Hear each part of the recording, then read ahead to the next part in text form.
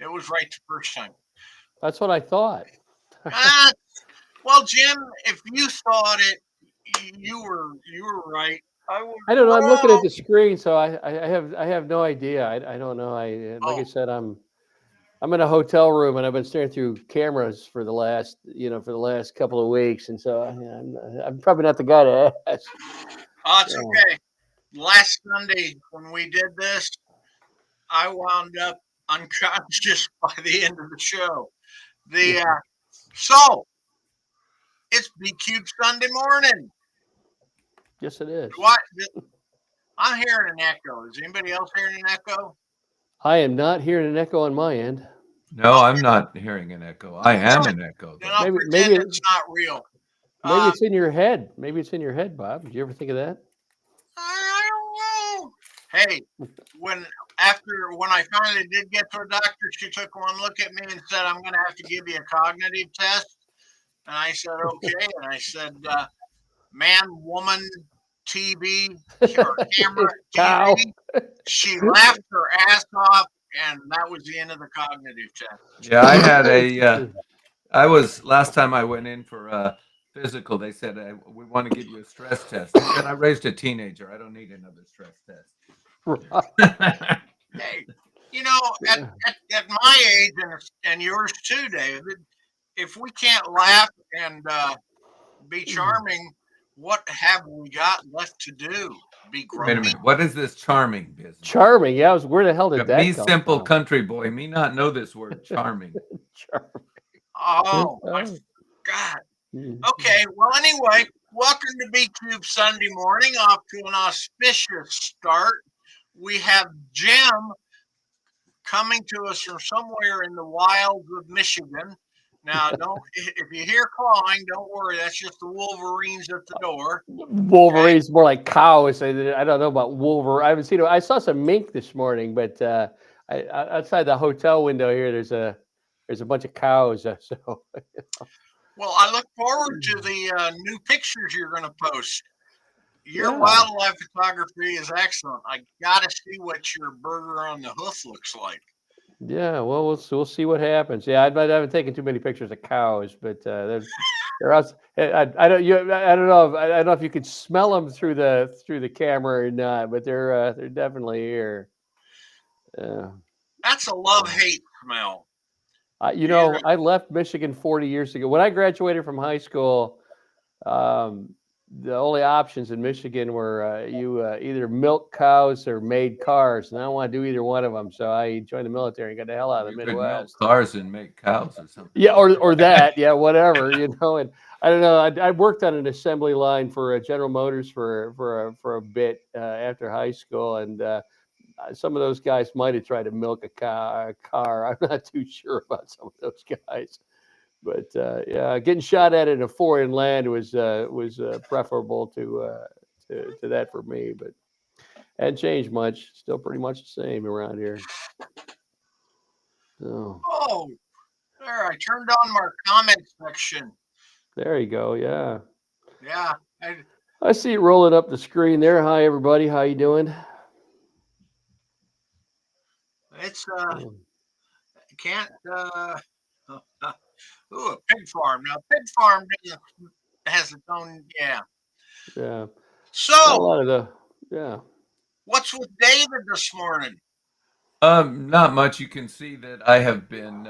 Sunday is our house cleaning day, so Sean is busy with the vacuum in the dining room, the mud room, and Elise is mopping the living room floor, and I'm sorting laundry and trying to copy stuff over and sort out files on the computer, and meanwhile, sort out laundry that gets delivered from time to time. So it's like, have you ever tried matching socks when you have like 20 years of socks? So I have it's like, and I was getting black socks because I had to. So I have all these black socks that don't match. But what I'm doing now is now I'm getting the Star Trek socks and the Land of the Lost and the Looney Tunes socks. So I always know that Bugs Bunny goes with Bugs Bunny and the Slee Stack goes with the Slee Stack. And why do I not have a match for this Star Trek socks? Yeah, there you go. I forget how glamorous the life of a famous writer can be. Yeah, I just assumed all your socks look like tribbles. So No, it's like, actually, I was thinking of a tablecloth for the dealers' tables at conventions that says Tribbles and Sleestack and Tor. Oh my! Oh my, that's right. It's the oh my. That's right. So is there uh, any favorite thing happened in the news recently that you guys think Oh merits God. the full application of the David and Jim approach? Yeah, my application is to not log into any of the news sites anymore because I will spend half the day being angry and it's bad enough that Sean comes in and rants because he needs a listener and it's like we moved to Vermont for a little peace and quiet. I thought, oh yeah, it'll be nice. I can retire here. I can write. I can have, and then he gets reelected, the perpetrator, the dick traitor, with Oh emphasis yeah, on yeah. dick. Yeah, no kidding. Very And small. yeah, it's very small. I will say this. I really enjoyed the pictures from the Pope's funeral. The other day when he was sound asleep with his mouth open in his wrinkly blue suit in the front row, and I, you know, I mean, there's the picture of America now, and that just I don't know. It's for me. It's like I said, I've been on the road for 2 weeks now, and almost 3 weeks. And I got another week to go, and so I'm living on hotel coffee and hotel internet. And I log in and I look in the morning and I see whatever jackass thing this guy's done today, and it's just the guy just can't be normal. It's like you said, he can't. He posts a True Social. I'm going to the Pope's funeral in Italy. I like the way he adds that in Italy. Oh, I'm going to Italy. And then he says Melania and I are looking forward to it. Who says that about a state funeral? Why can't this guy just for one goddamn moment be a normal, decent human being? But he's simply not capable of it. He's a psychopath. He's not capable of being a normal human being, and yet half of America loves this guy. They think this is what they wanted. They're not. I'm in trouble right now. I had to log off Threads for a couple of days because I had liberals jumping on my ass, and I just get to the point where I can't. I block enough people, and then I can't take it anymore, and so I log off for a while. But again, we're to the point now where everybody in this country is angry. They're miserable. I don't see a single happy person in this goddamn country other than maybe my 2-year-old grandson and my dog. And that's what this guy's done to us, man. It's just I'm in line yesterday. I drove 1,200 miles, and so the front of the car was covered in bugs and crap from the road, and so I went down to this little town that I'm in, and there's a car wash there, and I'm going to go through the car wash and get my car cleaned off. And there's a line of cars in front of me, and they're $100,000 Audis and BMWs, and there's not a speck of dirt on these cars. And they're at the drive-up window, and they're paying for the super ultra deluxe Shino job, and it's $50, $49.95 for a car wash, and they're forking this over for a car that doesn't have a single spot on it to run through the car wash. And yet these are the same people who voted for Trump, and they all have Trump stickers on the back of their car over the price of eggs, right? I just, Jesus, man, I don't know. So my mic is fading. Yeah, I noticed that. I noticed that you guys' mic is fading back and forth too. I think it's probably Mine? might Can you hear me? be the connection. I can hear you, but you faded in and out while you were talking too, and so Oh yeah, yeah. I it may was. actually be the session. Yeah. So. Yeah, No, it might be my fault. Something was copying in the background. Oh well. Yeah. price of eggs just killed me. Yeah. Because, if we had all the chickens were gone, how come the price of chicken food didn't go down? It didn't. So I walk into Walmart. The primary ingredient in chicken food is corn, whole corn, $7.96 for 50 pounds. Chicken feed, $20 for 40 pounds. It's just somewhere all of this stuff isn't connected. Well, Well, go ahead, I Dave. just saw an article this morning that the last Chinese vessel Yep. has Yep. left LA, and the last Chinese vessel shipping container vessel will be done on the East Coast on May 10th. And shortly after that, the shelves are going to be empty in a lot of stores. Um, I'm not too worried about Vermont because we have a lot of local farms, so and providing a lot of food. So I'm not too worried about food. But I suspect when food starts becoming scarce and the shelves are empty by the end of May, maybe there will be people who are ready to throw that man out of our White House. I Right. hope. Yeah, and you're right. Maybe. When they talk about the supply pipeline, that's exactly what it is. It's a pipeline that stretches from here to many places far around the world, and that pipeline slowly empties out. It's like turning a hose off and disconnecting it from the faucet. The water flows out of it until it's empty, and that's where we're at right now. It takes about 45 days, 30 to 45 days to the ports on each coast, primarily on the West Coast, for that pipeline to empty out. And then it's about another 15 days for that pipeline between the coasts and the shipping ports where that stuff comes in to empty out across the United States. And so you will start to see shelves become bare progressively from the coast working its way in towards the central part of the United States. And I'm sitting right in the middle right now. I'm in a corn, like I said, I'm in the middle of a cornfield in Michigan at the moment.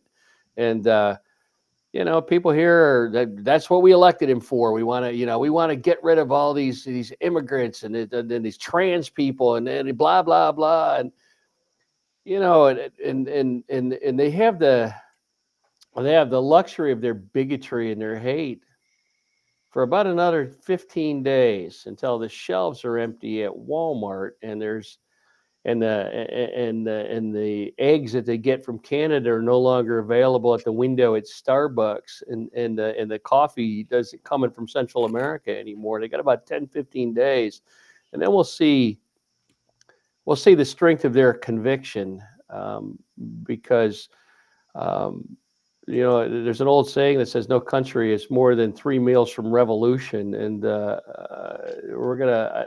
I think you're gonna. I think you're gonna see that adage in effect here shortly. But then again, some of these folks, man, there's nothing that this guy can do to convince them that they made a mistake, and it's not just them. That's human nature. Again, this is why I'm in trouble right now with my own followers on.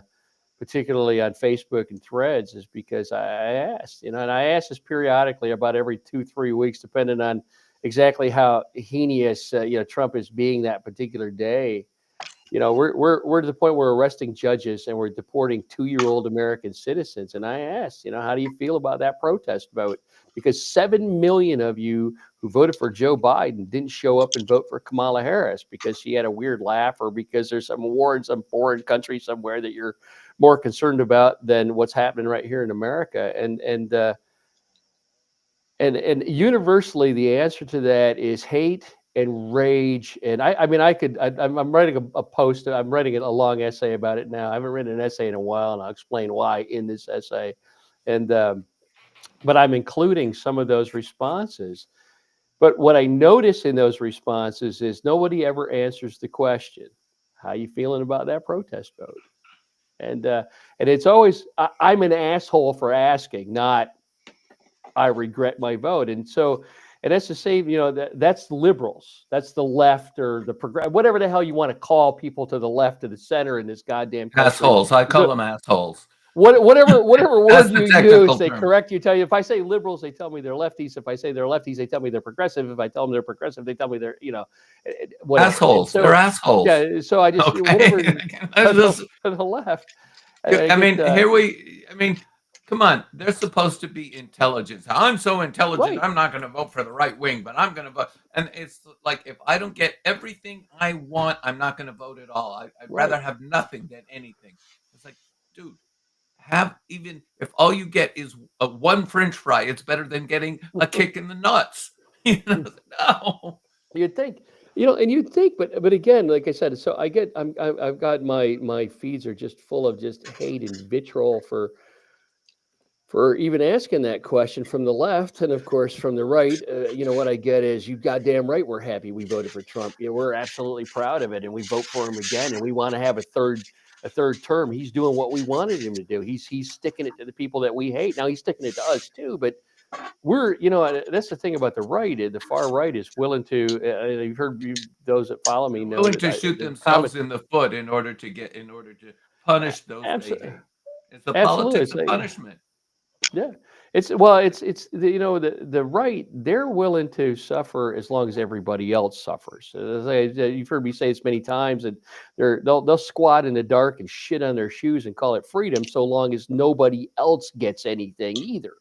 The left, their hate and their is different, but the end result is all the same. We're stuck in the middle of this ongoing fascism, and it just, at what point do you regret putting this guy into office? Where does that happen? And we're literally, this morning, I'm looking at reports of ICE kicking in the doors on military bases, and they deported a spouse of an active duty Coast Guard officer because there was a problem with her visa, and they snatched this woman right out of base housing. I mean, she's married to a Coast Guard officer. You snatched this woman right off a U.S. military base. She's married to a U.S. That's going to win military the member, votes of and the deported veterans. her ass.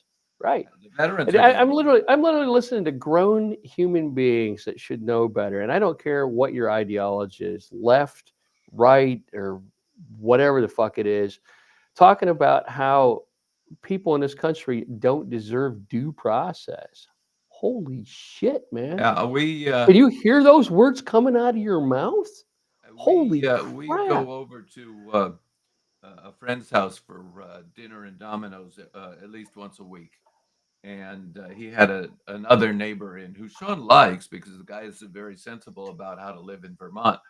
But one of the other guests mentioned something about Colombia, and he went off on something, and I said due process, and she said due process, and he got up and walked it. He walked home because it's only a mile away. And our hosts apologized to us. We should have warned you. He's a Trumper. But it's like Oh, God. the whole idea. You say due process, and it's like pushing the rage button for some of these people. It says we It's the got to thing. deport these. We to hell with due process. It just slows down deportation. Yeah. It's like I really want some of those people to get arrested and find out where due process works. Well, this Due is exactly process what I is to said online. determine if something. Yeah. Yeah, this was exactly what I said, and I don't even remember which. I've had some goddamn many social media platforms. I don't know what the hell I'm doing half the time anymore, especially when I haven't slept in 3 weeks. But I had asked the other day. I said, look, let's say you're a Trump voter and you live across the street from me. And I don't like you. I don't like your flag, or I don't like your face, or maybe I want your wife or your property. And there's this ICE hotline that I can call that claims that you're, and I can call that anonymously and rat your ass out for harboring illegals or whatever, or, oh, I know, assisting, aiding and abetting in an abortion out of state or something. Now, when they come to kick your goddamn door in, you're a hardcore right wing Trump voting MAGA hat wearing guy. But in the state of Texas, I get 10 grand for reporting your ass for assisting out of state abortions, because that's illegal. I get money for it, and they come and lock your ass up. Now, are you, and it's not going to be very much longer before governors like DeSantis or Abbott suddenly decide that they're going to start deporting their own state level criminals or people that are accused of criminal acts to some gulag in Central America. Now, you as a right-wing Trump voter, are you going to ask for due process? Or are you just going to knuckle under the goddamn Gestapo and learn how to speak Spanish in some Venezuelan, prison? Because suddenly due process matters. And that's the thing. These people seem to think that they say, look, these people are supposed to obey the laws of our country, and then they turn right around and say, well, the Constitution doesn't apply to people who aren't citizens. Well, God damn Yes, it, you it can't have it does. both ways. Yes, it That does. was, Yeah, I mean, you and don't again, need me to. Yeah. yeah, and I said, here's the thing. It's astounding to me. I can ask any of the. I am in the middle of Trump country. This is MAGA hat wearing, cow shit smelling, soybean farming. That's where we're at here. And these people have gotten just bent over the goddamn table on this trade war, and We got a guy, they're still they're still huge Trump guy voters. who I, here in I don't Vermont. know. Can you hear me? Yeah, Um, yeah, yeah. Go ahead. we got a guy here in Vermont. We go to the store, and if we take a different road home, we pass his house, and he used to have this huge banner attacking Joe Biden. I don't even remember what it said, but it was just Biden is, right. And then when Biden said he wasn't going to run again, his banner changed to a huge, I mean, billboard size Trump, right? But we drove that road the other day, and he had no banners in front of his house, nothing. Right. So either Yeah. he no longer wants to support Trump, or he's moved, or his neighbors told him to take that banner down. It's one of those. Threaten to light shit on fire. But Yeah, there are some of the right wingers who are starting to say, "Hey, wait a minute, this isn't what we voted for." Unfortunately, right. and Trump's approval rating it's just not Yeah. enough yet. It's just not. I mean, we have to reach empty shelves in the grocery stores before people realize this is Trump's fault. And And so I don't we're gonna, know, and I don't know that that'll even be the point where they'll likely to blame Kamala Harris or Joe Biden or Barack Obama they'll for those empty try. shelves. Yeah, They'll absolutely. try. And there were you were at Nuremberg, and a year after the Second World War ended, you had people that were standing in front of the court that were still enormous Hitler supporters and still thought he did the right thing. And I mean, hell, you've got guys to this day that are unrepentant, Well, that think that right wing Nazi ideology was the right thing. Hey, let me address one thing here a minute, because I see a comment yeah. that I really want to address. It's from Alan Shapiro. It says a caution about being too angry about those who protest voted. I'm hearing from Arab American friends that they're being blamed for Trump. Yeah, absolutely. That's a valid point. And I was actually literally accused of racism on Threads the other day for saying something about protest voters, because now we've decided that protest voters mean Arab Americans, and that is bullshit. That is crap that white people who look like me came up with to divert blame from themselves for their own actions to another group of brown people. And that's a load of crap, and it needs to be clarified. It wasn't.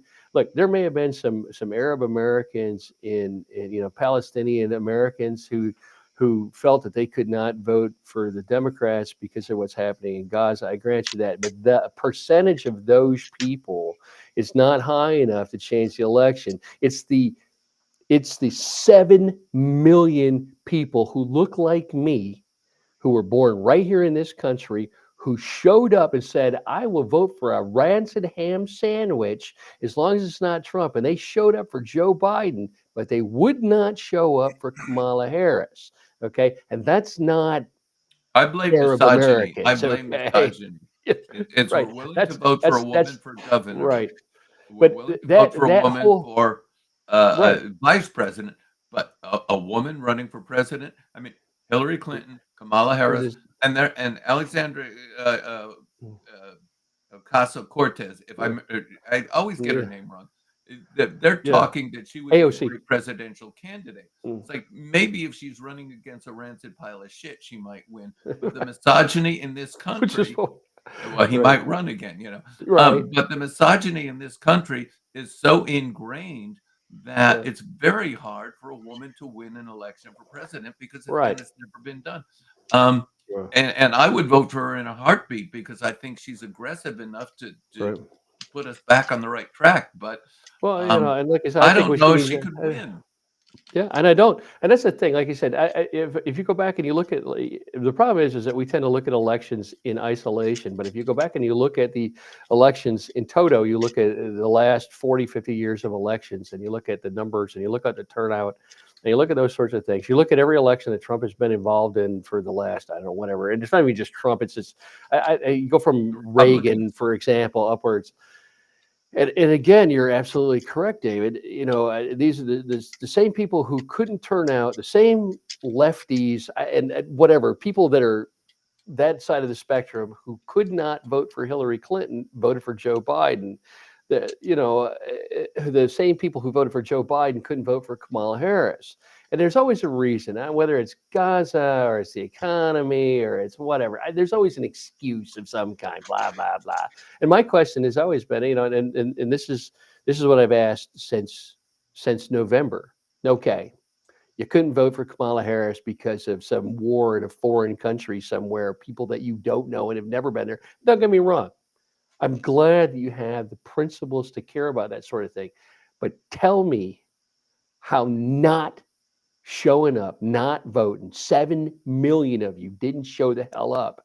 Tell me how that made the Well, I world a got better one for place. you. Tell me how that made the world a better place. Tell me how It- those people that you claim you care about are better off today. Let me tell you a story. I was driving, Malcolm's my buddy, my partner, and we were driving in to get breakfast or something, or something yesterday, and we're talking about this very thing. And he says he knows a woman, this is anecdote. He knows a woman who didn't know there were midterms. To her there were only an elections every 4 years, and it was only for president. And that's Right. we have a nation of idiots. We have people who Uh, do not pay attention, do not care, do not. And I countered that story with I knew somebody back in the '60s where I was encouraging her to vote, and she said, "Oh my, we don't do that kind of thing." And she very shortly after that we stopped being friends because we don't do that. Very patronizing, arrogant.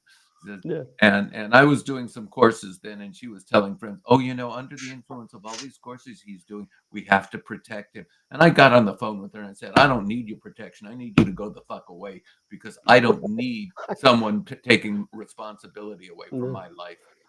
So Yeah. But yeah, and that's the thing. Like I said, I'm right now. I'm in the middle. You guys all know where I live, and then right now I'm in an area that's exactly the same, except they have northern accents instead of the southern ones. And again, these are people who show up, as you said, every 4 years for the presidential election, but who do not show up for any other election. And it's in America, it's astounding to me how little people understand how their own elections work. And that includes the jackass that currently is sitting in the White House and the people that he's appointing to office. We we show up for elections where our vote really doesn't matter, where the Electoral College decides the outcome. And we don't show up for the elections where your vote very much does matter, where your vote is actually the vote that decides the makeup of the Electoral College for your state. And so if you don't, again, I talk to these people all the time, and I mean this. I've got thousands of messages every week from people who obviously don't understand how the goddamn election system works, but could tell you the precise statistics of the last 10 Heisman Trophy winners. And again, I mean, you look at any high school in the United States of America, especially where I'm at here in the Midwest, which is Big Ten corn country, and they can tell you the status of every football game that's going on right now. It's just a soccer festival. This entire hotel is full of kids in soccer uniforms kicking balls up and down the goddamn corridors, and and there isn't a high school in the country that doesn't put all its money into its fucking football team and $0 into teaching kids how their goddamn country works. I mean, there's maybe one class in high school on government, and yet the emphasis, especially in the Midwest and places like Texas, is the football team. And again, how many of these kids are going to grow up where they're making a living from football, either playing it or being part of it? And yet, every single one of these people needs to know how their government works, how their elections work. And then this is, let and me. then the one final thought here, and then I'll shut the hell up and let you talk. But again, an example of that, of what I'm saying, the proof of what I'm saying is the fact that half of this country doesn't even know what due process is or why it matters for every single person within our jurisdiction, whether they are a citizen or not, or whether they're a criminal or a stand-up guy, why due process matters so much and why it was included in the Constitution by the founding fathers of this country who got so many things wrong but got that right for a very specific reason. Because if you look at the list of 27 grievances that are outlined in the Declaration of Independence, almost every single one of them deals with due process and a king and a military who imposed their will on the colonists of this continent without any form of due process or legal redress. And it is apparent that at least 100 million citizens in this country don't know any of that or why it matters. You're up. Way back when I was in high school, and that was another century, and probably another millennia. Actually, it was another millennia. It was another century. It was Yeah, it was. another century. We a bunch of friends and I were very interested in politics, and we argued everything. We read everything from the Mao's Little Red Book to the Blue Book of the John Birch Society. Now, the Sure. Blue Book of the John Birch Society was very interesting. It was probably more interesting in the original German, but I didn't speak. But basically, it outlined how to take over the United States government, and you take over school boards, and you take over this, and you take over that, step by Yeah, step on right. the local level. And eventually, and you take over Congress, and you take over the courts, very much the courts, and finally you get to the presidency, and then you can outlaw the Constitution because democracy is mobocracy and blah blah blah. And that was in the middle of the 50s, right? And I have watched in horror as that game plan has been worked out over a period of 60 years. They changed their name from the John Birch Radical Right. They changed their name to the New Right. And they changed their name to the whatever, to the Tea Party and the MAGA, but it was always the same game plan. And they've won. They have the Supreme Court, they have Congress, they have the presidency, they have all three branches. But they don't, Right. and they have also got enough billionaires to buy the media, which was also part of the plan, buy the TV stations, buy the radio stations, buy the newspapers, so that people are not getting the truth. They're only getting the propaganda, and we are living Right. in. We are no longer living in a country threatened by autocracy. We are living in a dictatorship, and unless we, you know, you can get in trouble with the law for advocating violence. But it is possible to have a peaceful revolution. 40 peaceful Right. revolutions have worked in the last 20 or 30 years. The history is there. So it is possible to do this legally, and we should do it legally. But if we cannot do it legally, if they take away that choice, I fear that we will have violence. Mhm. Um, Well, that's the thing, and that's United States. The founders built into the Constitution intentionally. They knew, again, as many things as they got wrong, the things that they got right are the important ones, and those things are that they knew that they could not predict the future, that society would change over time, that the country would change over time, and they built into it the mechanism for amendment, for change and update. And that's what always cracks me up about the constitutional originalists is that the people who wrote the Constitution never intended it to remain static and inviolate, and that it should change as society changed, and and and that as our morality changed and as our ethics and those sorts of things. And we made those changes over time, and yet you have people who want to go back 200, 250 years and reset the country to and they're those right there times. on their computers telling us all the time. They're logging into the internet and telling us we have to Right. go back 200. Yeah. Well, and you have these guys that say that they don't believe in the founders would not have believed in LGBTQ rights. Well, whatever, and they wouldn't have believed that black people should be more than 3/5 of a human being either. Um, the world changes, and they built that mechanism of change into the foundation of our society on purpose because they knew they couldn't predict the future. And we are not our ancestors and the many things that they got wrong, and they knew they got things wrong. In fact, they knew things they got wrong because the first amendments to the Constitution were made by them. Okay, so they knew that they didn't get everything right. They knew that they weren't perfect, and they knew that we would change things as we went along. And so these folks that want to put things back, and you're starting to get you are now because you've heard me ask this question since 2016, since this phrase emerged, "Make America Great Again." Well, when you say again, that means you think America was great at some time in the past. When was that time? Answer the question. And that is something that Trump and Republicans have never done. They have never told you when America was great. But we were starting to get a sense of that because when it was great is when we could own people, when women had no rights, when rich people, when 6 or 7 or 10 oligarchs owned everything, the Rockefellers and the Bissells and the Carnegies owned everything, and you got to pay them for the privilege of eating out of their goddamn garbage can. And there was no middle class. And that's when you allow someone like Donald Trump to define great, you're going to wind up on the short end of the stick because people like him, their idea of greatness and your idea of greatness are very, very different things. And this is something that no one in the MAGA movement ever asked.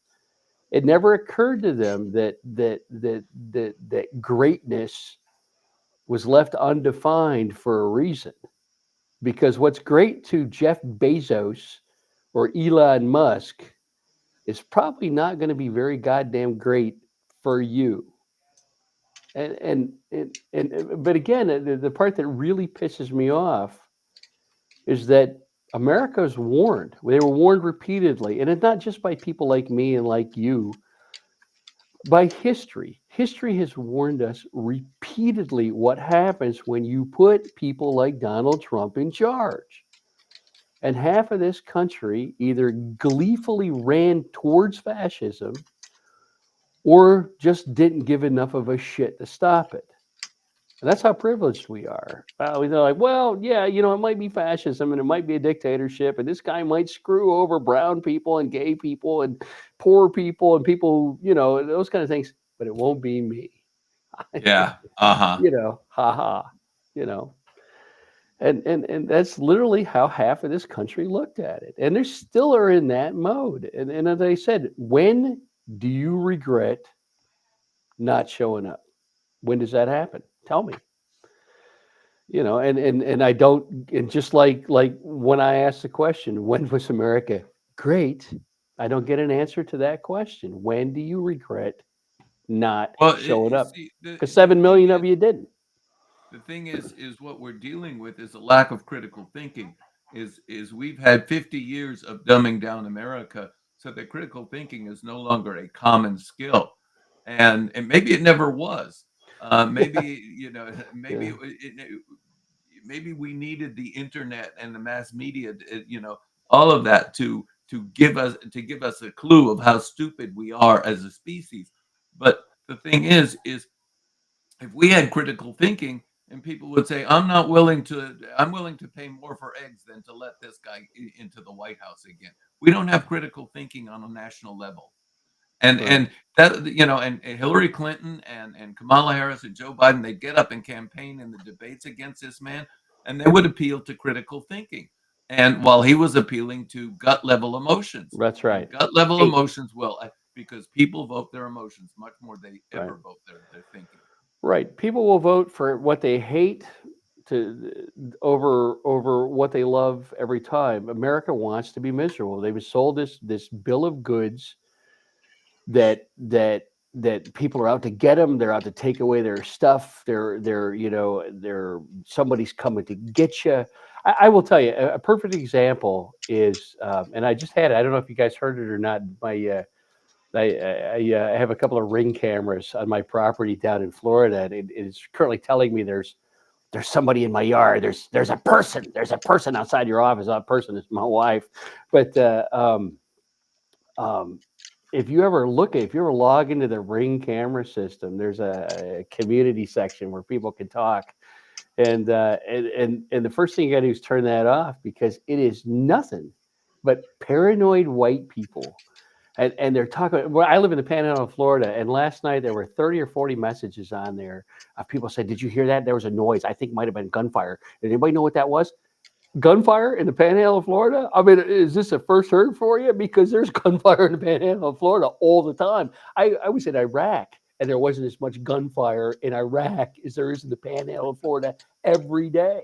But it's constant. It's a constant message of I saw somebody walking on the road, and my God, I don't know who that is. It's a guy walking down the fucking road. That's what it is. It's not somebody coming to get you, but it is this endless litany of paranoia and fear. And this is Facebook neighborhoods. This is the Ring camera system. It just, if you look at this stuff, it is a reflection of politics today. Looking at that litany of fear and paranoia it is exactly the messages that the politicians who are running this country are telling you every day. I mean, this morning, the news story this morning is that it turns out, conveniently, that Christy Noem's purse was stolen by an illegal alien. Now, this illegal alien apparently snuck into this hoity-toity high-end restaurant in Washington, D.C., and snatched her purse from under her chair without her noticing, and in front of her security detail, and made it out onto the road. And how convenient is it that this is an illegal alien that people like Kristi Noem and Donald Trump have been warning us about how dangerous they are? And I said, I guarantee you that the very next thing that's going to happen is that Kristi Noem is going to be confronted by a trans person in a public bathroom. That's going to happen next. And again, it's this constant litany of fear and paranoia, and they're coming to get us. And oh my God! And this is the exact same message that was used by the fascists in 1920s and in 1930s Germany. They're coming to get us. They're coming to take our stuff. The Jews are coming to get us. The gay people are destroying the fabric of our society. The trade unionists are taking away our rights, and the communists are coming to get our God and our religion. These were the very things that were the cornerstone of Hitler's message to Germans in Germany. And one of the things that somebody had mentioned to me, every time I mention this online, the first thing that someone does is they quote that goddamn Martin Niemöller poem. Marty Niemöller, he was the guy that wrote first they came for the trade unions, and I speak out because I wasn't a trade unionist. First they came for the Jews, and I wouldn't speak out because I wasn't a Jew, and they came for me. And well, there's a reason for that. Martin Niemöller didn't speak out because he wasn't a Jew. He didn't speak out because he wasn't a trade unionist. He didn't speak out because he fucking voted for Adolf Hitler. He wanted them to come for the communists and the trade unionists and the Jews who he despised. He was a rabid anti-Semite. Hannah Arendt uh, went to the Nuremberg trials after World War II. And what she reported was that the Nazi officials all demonstrated one specific trait: a total lack of empathy. That's right. And that's exactly what you're seeing. And just recently, and I forget the guy's name, also was writing about the Trump administration. He says there is no empathy in any of these people. And so, yeah, well, duh. But that's really, I think, the biggest failure of our culture today is that we have not taught ourselves empathy. And a large part of the problem is Fox Noise, because they get on and they preach hate. It is easier to sell hate than it is to sell empathy. And that's where we are as a nation, is we have been driven by fear and hatred into giving up. The one thing that made us a great nation was our empathy, is we were there after World War II with the Marshall Plan to help rebuild Europe. We were there to help rebuild Japan after World War II. And we have sent food supplies. We had the Berlin airlift when the Russians surrounded Berlin. Our empathy is gone, and it has been leached away from us bit by bit over the past half century.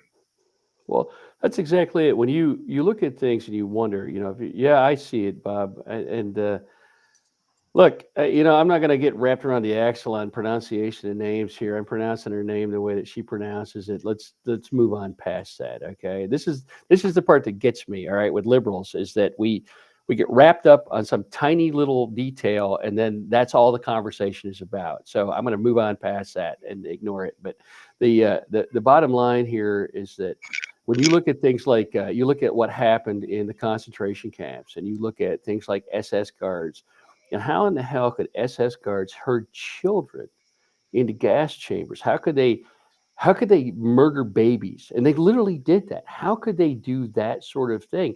And it's how do you become that kind of monster, that absolute lack of compassion and empathy, right?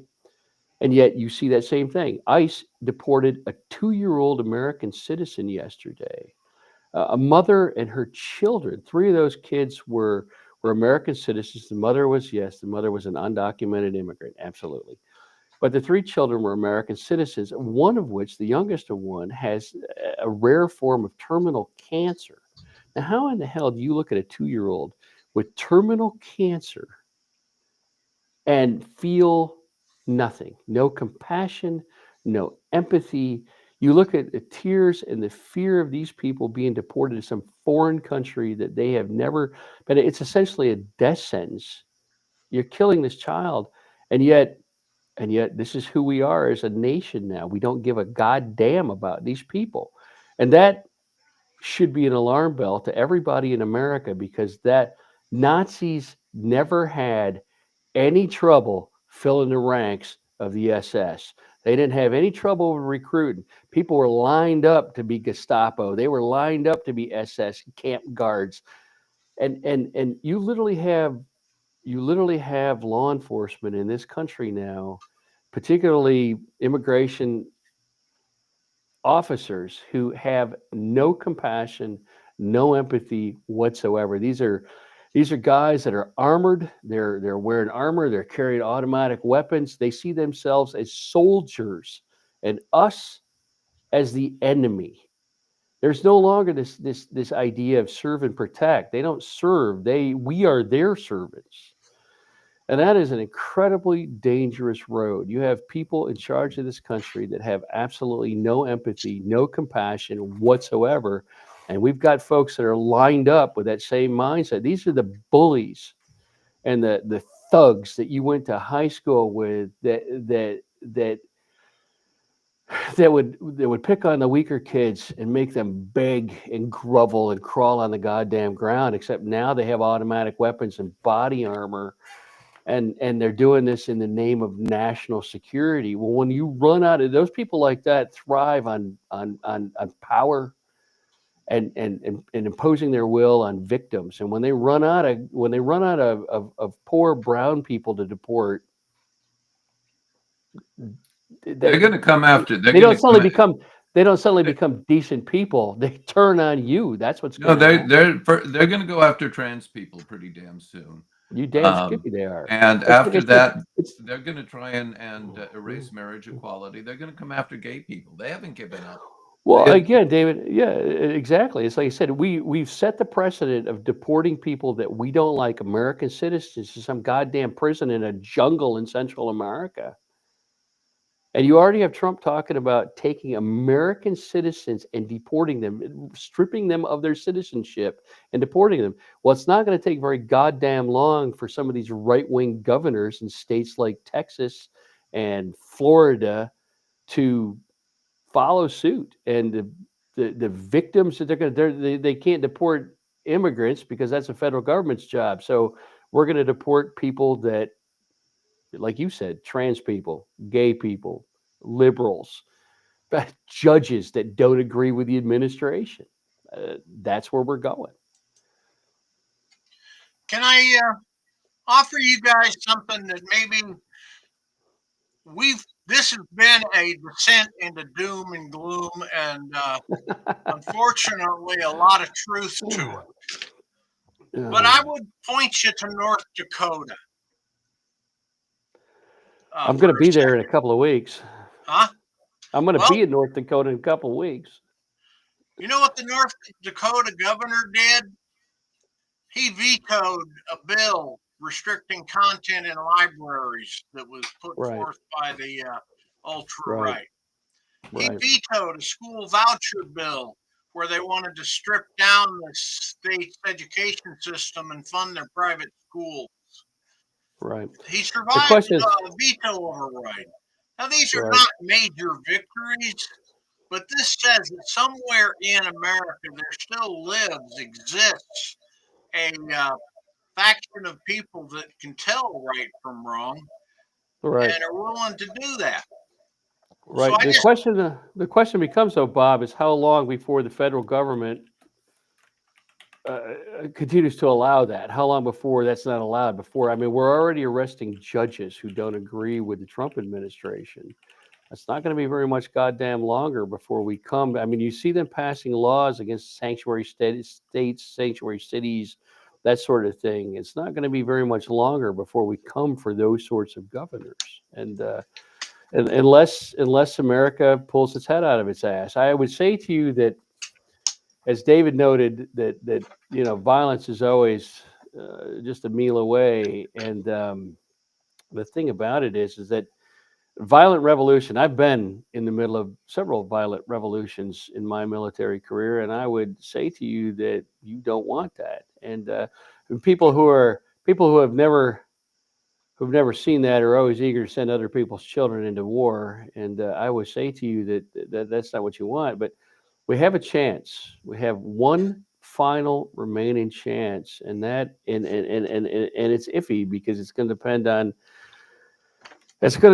elections. It's going to depend on showing up in overwhelming numbers to change things. But you have midterms coming up where you can change Congress. Right now, the normal checks and balances that all of these people who protested voted were dependent on holding Trump in check. Well, those don't exist. Those safeties are gone.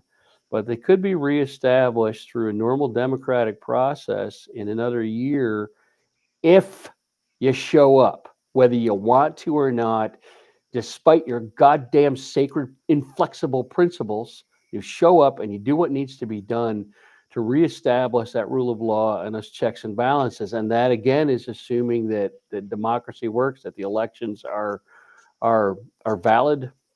If you show up in enough numbers, though, you can change this without violence, because if you don't, then really the only options left are violent revolution, which there's no guarantee you're going to win. In fact, in a country like ours, the odds are that violent revolution will result in what happened to the Soviet Union: fracture and disintegration, and a period of decades of chaos. And the end result is some asshole dictator that's stronger than everybody else, like Vladimir Putin, shows up and you're living under him. That's typically the results of revolution in a complex society like ours. Or you knuckle under and you take it, just like the Germans did, just like the good Germans did. Or you can show the hell up and do your duty to the Republic as a citizen, whether you want to or not, and whether it violates your sacred principles or it doesn't. Because if we do the same thing this time that happened in November of last year, where people just could not get past their principles, then what you're going to wind up with is very, very limited options. And most of those are going to be horribly, horribly bad, not just for you, but for the country and for the world and for the future. you're dead on, Jim. Yeah, I have nothing to add to that. As I'm always, not. Someone as asked, am I confident we will have midterm elections? I'm confident we'll have midterm elections. I'm not necessarily confident that those elections will be unmanipulated. Again, this is why you have to show up. You have to show up. You have to show up in overwhelming numbers so that even if the elections are manipulated or diddled, we are saw it, that in when Barack Obama won his second right, term. Karl Rove had put in the fix in one of the states, and so many people showed up that it didn't matter that Couldn't he do it. put in the fix, and he couldn't That's believe it. He exactly said, no, it. no, no, wait till all the Mm. numbers come in, because he couldn't say we fixed it. Pennsylvania, I believe. Right. Yeah. Yeah. So Yeah, and that's really the thing. You have to show up. And again, I understand that people don't have confidence in the system. Why would you? But this is my point, and this is why I asked that question. How you feeling about that protest vote? And I know it makes a lot of people goddamn mad. But here's the thing: if you didn't show up the last time, if you threw your vote away, if you screwed all of us, if your idea was burn it all down and let the ashes fall where they may, fuck you, I'm not getting what I want, so screw everybody. If you were that guy and you don't regret doing what you did, then how in the hell can we trust you as an ally today? It's okay. People make mistakes, but you have to admit you were wrong and you have to learn from it. If you keep making the same goddamn petulant mistake over and over again, and you know you're doing wrong, and you know you're making the world a worse place, then those sacred principles that you claim you're standing on, that is not the moral high ground. Those are the people, those are the good Germans. Those are the ones that stood on their principles and walked. Those are the Martin Niemöllers. After the war, yeah, he became a real peacenik and wrote that poem that everybody remembers. But they forget the part where when the Germans finally did come for him and they put him in a concentration camp with all the people that he wanted sent there. At that point, he didn't look around at those people and say, I was wrong. What he did was volunteer to captain one of the Nazis' U boats because he'd been a U boat commander in the First World War. That's what he did. He wasn't a hero. He was a guy that tried to sell out all the people that he screwed over for his own freedom. And it was only after the war, after he'd been liberated by the Allies and the Nazi Germany was defeated and in ruins, that he suddenly had his come to Jesus moment and admitted that anti-Semitism was wrong and the things that he voted for were wrong. And how sincere he was about that, I don't know. I'd like to hope that he was sincere and he wrote a poem and joined the peace movement, and he died in the 1980s, and he was a voice for peace and democracy for 50 years after the war. And, maybe he was sincere at that point. I don't know. But the part is this is the danger of learning sound bites from history. And the real lesson of that guy is much more important than that 10-line poem that everybody remembers. And that's where we are now. If you were one of those people that the 7 million people that threw your vote away or helped put this asshole in back in power, and you don't regret your vote now, then I don't know how you look yourself in the mirror and think you're standing on the moral high ground. we You we screwed should us. we should Well, end on a positive note somehow. And Yeah. I will Okay. give you no, I will give you this. People have Mhm. said, what do we do? And it says, well, let me tell you this. There is one good thing about the man. He's mortal. He's going to die. Maybe not today, maybe not tomorrow, and maybe it might be a while because he's got the best medical care that money can buy, but he's going to die. When he Yeah. dies, what happens to the MAGA movement? It fractures because there's no one else who can pick up all the pieces and unite them. Now, maybe someday there will be somebody who can unite the MAGA people, but while they are in disarray, is our chance to recover and rebuild and repair. And it and Mm. maybe we can expose all of the crimes of this terrible bad administration, so that those people can look at the after World War II, when Eisenhower and the troops moved through Europe, moved through Berlin, Germany, and they discovered the horrors of the concentration camps.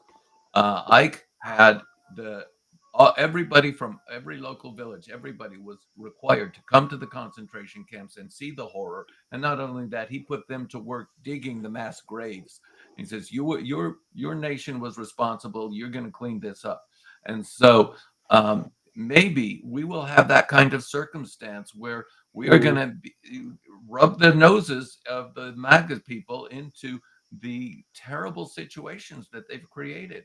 I don't Mhm. know, but I do know that tyrannies fall. Sometimes they fall fast, sometimes it takes a while. It all depends on who we are as a nation. I don't know who we are as a nation anymore. I mean, I grew up in the shadow of World War II. We were very proud of ourselves that we stood up for the freedom and human rights and whatever, except that we left the gay people locked up Right, in caves. right. Other than that, Left a few things out, but yeah, yeah, we left a few things yeah, out. But this nation was founded on the genocide of the Native Americans. It was founded on the slavery of the African Americans. It was founded on crime. And so we shouldn't be surprised that some of those crimes have come home to roost in our nation's capital. But we have also told ourselves that we are better people than this. And I do believe that we can recover, because if we can't recover, then I'm living in the last days of the Roman Empire, and I want better than that. right, right. Well, that's the thing. Like I said, you hear me say this quite a bit. You want a better nation, you have to be a better citizen, and that means that sometimes you have to put since this is a we're all sci-fi people. To quote Star Trek, the needs of the many outweigh the needs of the few, and to quote one of the great movie lines, and one of the great literature lines. Of course, Star Trek was paraphrasing another book, but sometimes, again, I have many times had to vote against my own principles, and my principles are probably not yours. My principles are shaped by war and military service, and so there's some pragmatism in there. And but the bottom line is that sometimes you have to set some of your principles aside and do what is right for the future. And that's what I mean when I say, if you want a better nation, you have to be a better citizen.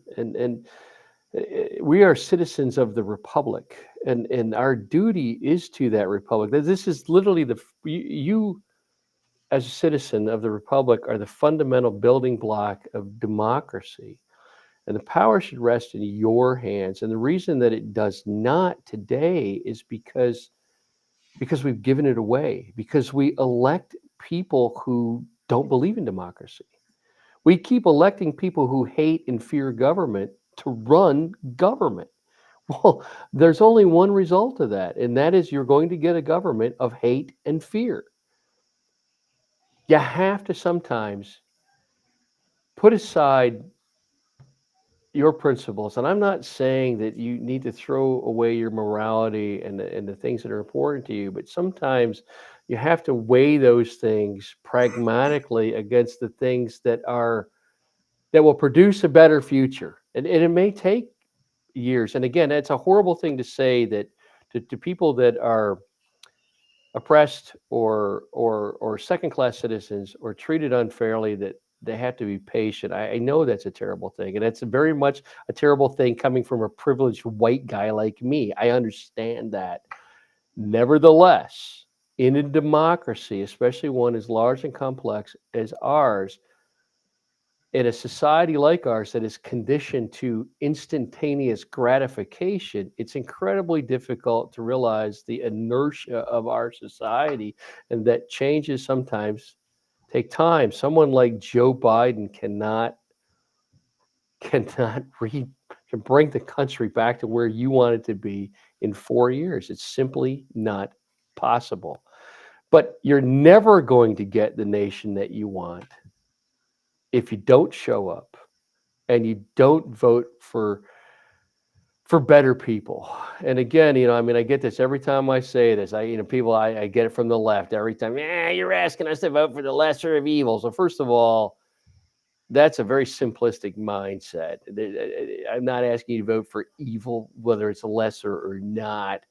You have to be adult enough to understand that things are more complicated than black and white, evil and good, right and left, and that there are infinite shades of gray in between. I'm asking you to vote for a lighter shade of gray than fascism, for God's sake.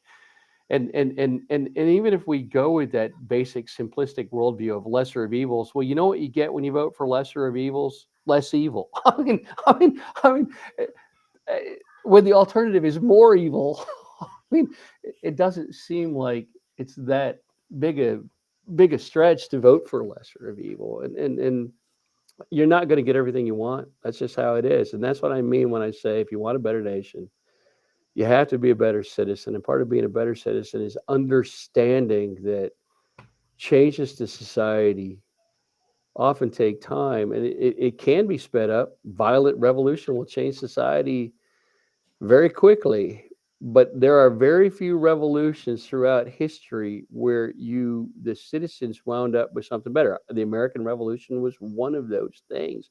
It wasn't better for everybody though.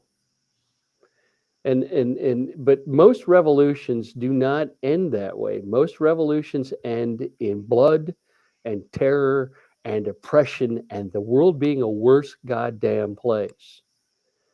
And this is true no matter how many times you care to run the experiment. I mean, the people that participated in the October Revolution in old Russia who thought that communism was going to give them equality across the board found out pretty quick that that wasn't the case. The same thing with the people that supported Pol Pot or the revolution in Cuba or the MAGAs. And so that's something to bear in mind. So I think we're over time here, and so and I realize I'm manipulating the conversation. So did I say manipulating? Man, that's not a word, but it sure as hell ought to be. That's a real Sarah Palinism there. Now, hey, Jim, I need to throw something else in on this because I don't want this to get lost. We talk about you look on the news, you see the peaceful protests, okay? And I know you shrug, and it's like No, what's no, that change? I think that Americans should be on the street. Look, I'm a huge fan of peaceful protest. We live in a democracy. We live so far we live in a democracy, and it's fairly iffy at the moment. But again, part of being a citizen is raising your voice. You have the right so far, most of the time, unless of course you speak out against Trump or you're a judge. But right now, if you're not out in the street raising your voice and protesting fascism dead on, I don't know that you're going to have that opportunity in the future.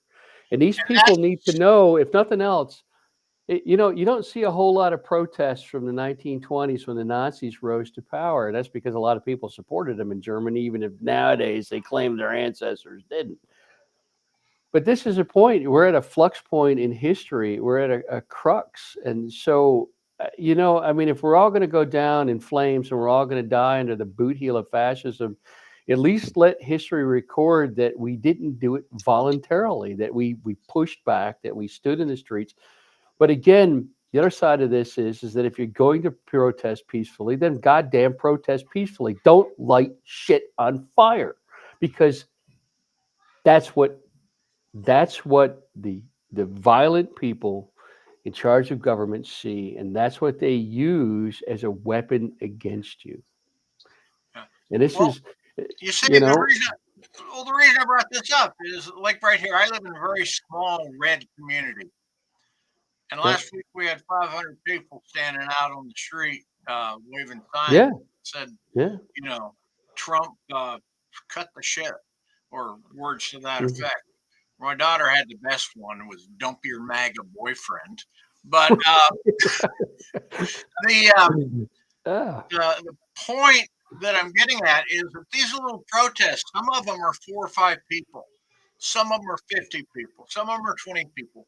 But what yeah, they are is that reminder out there for every person driving by that somebody says somebody's there, somebody's right. raising their hand. Those four people on the corner may give the four people driving by in the car the courage to join them next week, and that's what matters. You need people. People need to know that they're not alone. And I see someone said a comment. I can't go to protests because I have a medical condition and I can't do it, and that's okay. This is why it's important for those that can to do it. 2 weeks ago, or a week ago, there was a protest in Pensacola, Florida, that there were hundreds of people, thousands of people on the street, and that's remarkable because that city is right wing Southern conservative as it gets. And that tells you that there is a significant portion of this country that will not go quietly into that good night. And And so I think those protests matter. You know, there was there was a big thing here on Threads here a while back where someone had said that they were upset. They brought their children to a protest, and there's nothing for the kids to do, and they wanted a bouncy castle. You know, if that's what it takes to get people to show up, for God's sake, put out the fucking bouncy castle. I mean, I think it's a little ridiculous, but on the other hand, if that's what it takes to get people out in the street, then God damn it. If that's what it matters, if you need daycare, childcare, you need something for the kids to do at the protest, you know, as ridiculous as I think that is, and as much shit as that person got, well, if that's what it takes to get her and her kids out on a goddamn street protesting Trump, then blow up the fucking bouncy castles and put on the Mickey Mouse costumes and get them out there. Because the fascists need to know that there are those that stand against them. And again, even if we go down in defeat and they kill us all, at least let history record that we did not go peacefully, that we did not go without protest, that we pushed back, and that they had to kill us to shut us up. You know, and I realize that's not a great answer, and it's a whole different ballgame when you're I staring down the barrel of suspect a that gun. It's scary, man. I I know because suspect I've we're been headed there. toward revolution first. I Yeah, suspect that, yeah, and I suspect that revolution will be successful because every day this man and there, you know, it's like we come up with a lot of names to describe what's wrong with him, but it's like he's an he's a asshole. composite of all of the things that could be wrong with him. Right, right. It's like the man is there's what is that word for a mass collection anyway? But I suspect that every day he does something that pisses off another demographic, and Right. there's going to come a day when he is huddling in the bunker with his last few supporters while the tanks roll up around them, you know, from all That's sides, right. still pretending that he controls the troops of armies that no longer exist. Right. There's going to come a day when he will have alienated too many people, Right. and that he will have no support. What I'm waiting for is the day that 10 Republicans in the House and in the Senate decide we cannot follow him over the edge of the cliff anymore. And I Right. don't know that And we're right. that far. I don't know that we're that far away from it. Yeah, that's the thing. Right now, I don't know that any of those Republicans. I don't know that there's a Republican in Congress that has the guts to stand up. Certainly, those that the left depends on Murkowski and Collins certainly don't. I saw Murkowski talked about how she was scared to say anything. Well, yeah, that's typical. She's not scared to say anything. She's scared to compromise her funding line because she is one of the single most corrupt Republicans in Congress. And I know that because she used to be. I know her. She used to be my senator. But here's the thing. Again, you have to, and this is what I talked about, being a better citizen. You Part of that is understanding history and how history will see us. And there's a hell of a lot of Americans who look back at the 1920s and 30s and regard those Germans who let Hitler rise to power with contempt. Why did they do something? Well, that's exactly what they're going to say about us about 70 or 80 years from now, unless we stand up and do something. And so take to the streets if you can, but that's not everyone. Not everyone can do that, and so this is why I'm reluctant to say things like, if you don't get out in the streets and protest, you're a bad American. That's not what I'm saying at all. Those of us who can must stand up for those of us who cannot. This is who we must be as a people, and those who cannot physically stand out in the street in the sun and protest can find a way to push back that works for them in their own situation. But and ultimately, what it comes down to, though, is that all the protest in the world, all the pushback, all the blog articles, all the essays, all the Facebook posts, all the marching and thumping and banging means exactly fuck all if you don't show up on the one day that it matters. And this is the problem. And again, I know I'll get hate mail for this, but liberals will stand in the rain for 3 months chained to a tree to protest the loss of habitat for some goddamn owl that there's only 5 of them in the whole world. But the one day where they could go down and vote for somebody who would literally change the law to prevent the oil companies from bulldozing that forest, they don't show up. And so, again, all the marching in the street does you no goddamn good at all. It's important. It's important that history knows we push back. But what really matters is that you show up on the day where you can make a difference. And as David said, you know, in some place, and I hear this all the time. People say, "Well, I live in a red state and it don't make a difference." Who are you talking to? I live in Matt Gaetz' district of the Florida Panhandle. You think my vote for a Democrat matters? But it does matter. And it does matter because maybe I have to vote for a Republican. Because maybe the Republican that I vote for is one of those 10 people that David just talked about who will stand up to Trump. All right? You see what I'm saying? Again, sometimes you have to put your principles to the side for the betterment of the republic and for society and the future and how history regards us. And so maybe that's how we find those 10 Republicans who will stand up to Trump and push back when it matters. Maybe you have to vote for them. And so, again, this is what I mean by being a better citizen. And then we're 15 minutes past the window here, and so I'm probably going to have to get You were going. making such a good point. Who is going to? It is. Yeah. You were so right. You know, I was thinking this morning is where do you find a Republican spine? It says I don't know. Nobody's ever found one, but Maybe we have to create them. Maybe it's up to us. we have to get out there and create them. Yes. Yeah.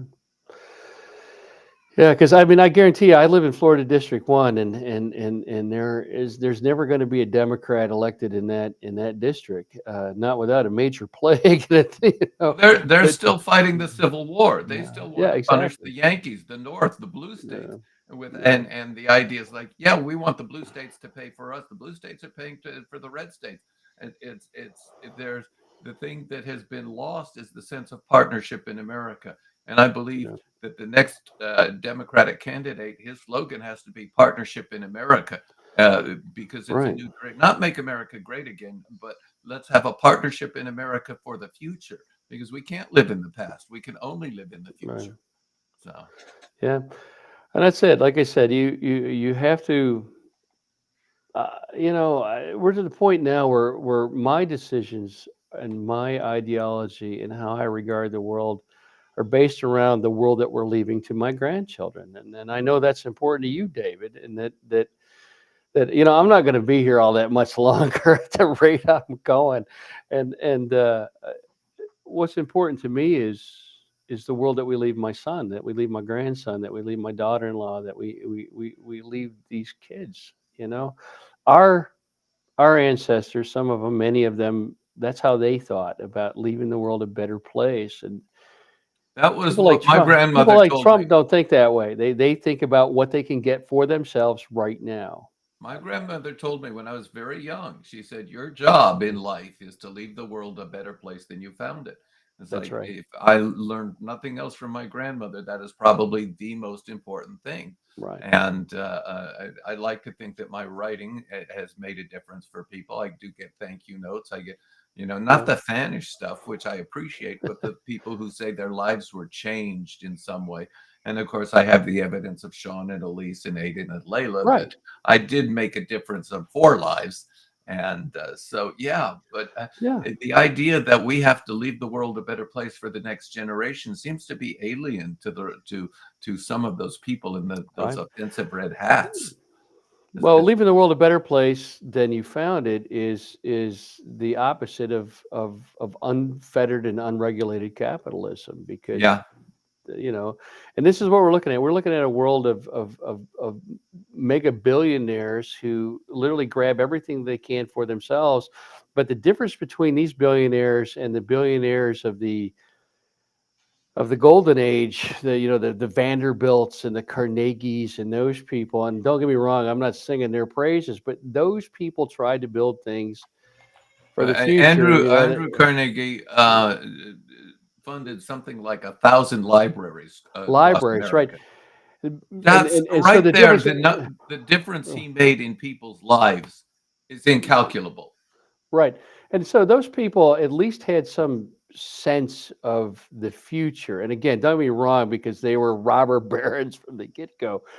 But at least they had this moral sense of trying to build a better future for at least a majority of Americans.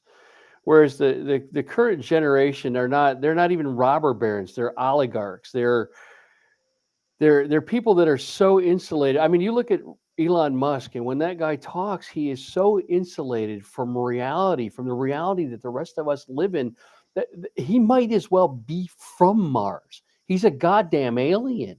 He doesn't exist in any reality that the rest of humanity exists in. And so this is the problem, that the world that we live in now is that those that control our government and our lives, whether we like it or not, people like Musk, people like Trump, these people they're sociopaths. They have absolutely no regard for society at all. All they want is what they can grab for themselves right now.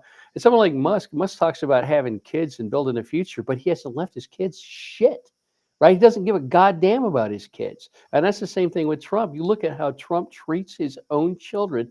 He doesn't give a shit, because the only thing that matters to him, he never talks about his kids. What he talks about, and if he talks about his kids, he talks about them as employees or as servants or as a means to some end that he wants for himself. He never, for a party that claims to be family values, they have very little regard for anyone's family other than their own, and very little regard for their own families. What they talk about is the acquisition of wealth and power for themselves. The word that Trump uses more than anything else, and you watch his speech patterns, the word that he uses more than anything else is me. Me, I, me. You look at that from a military leadership standpoint, because we were always taught in the military, it's pounded into your head, it's not about you, it's about your people. And it's never me, it's always we. And you look at Trump and you see the opposite of that. It's always me, I. But it's not just Trump, it's the people that he surrounds him with. Miller, Bannon, Noam. Have you seen that meme, that picture of Miller, and the caption is, "If you're not going to eat that mouse, can I have it?" Right. Something out of V. So I keep saying, Okay, guys, I'm I'm yeah, I'm, I'm remiss in yep. letting you guys go so long. But you know That's what? what she said. People say funny things right after they wake up. The but y'all made some excellent points today, and thank you guys for coming. It's Godspeed on your journeys to Michigan. You know, and Dave, your walk down to the water to watch the ducks. Yes, I am the official lake watcher. Nobody has stolen it while I'm on duty. Nobody's going to steal this lake, so I just I make sure that I get out there every day and inspect the lake. I just love the idea of what you look at sitting out there looking over that lake occasionally. But anyway, um, thing is, thank all of you, and thank all of you out there who watch this, and thank every one of you that's going to go down tomorrow to the hardware store and buy a piece of poster board, slap it on a stick, and stand out there, or is going to give grandma a ride so she can park her walker on the street next to you, or because I tell you, these protests, look close at them and you'll be amazed how many wheelchairs and walkers you see. Yeah, Damn we right. had at the last protest we drove through. The closest town to us is merely a scattering of like 10, 20 buildings at most, and there were at least 50 people gathered in front of what passes for a town hall, where all the traffic could see them. But what was most interesting were the number of cars passing by that were people honking their horns and waving. So, Yep. and of course, here in Vermont, it's a blue state. But I've been seeing that from other states as well that are not necessarily blue states, that people are turning out to demonstrate, and Yep. that is proving a groundswell of public opinion that is undeniable. Yep. You're not alone. There, and that's the thing to remember, and that's what's so important about getting out there and standing up for the people who can't stand up, and that's what That's matters. So get out that's there.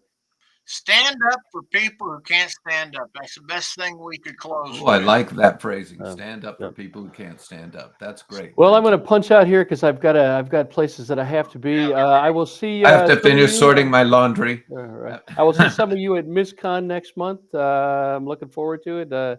That's always one of my favorite conventions, of being in Montana. So if you're going to MissCon, I'll see you there. Look me up. And otherwise, I will be on the road for 6 weeks. In you might see me in Arches or Glacier or Yellowstone. That's I'll be out west for the next 6 weeks doing those sorts So of now you've been warned about our national parks. You might Yeah, run into that's right. Jim. Better get out there and see them while we still can.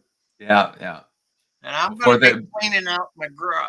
yeah, before they put a Trump hotel at Yellowstone over Old Faithful No shit, Geyser, right? so, Yeah, no kidding. All All right, right. folks.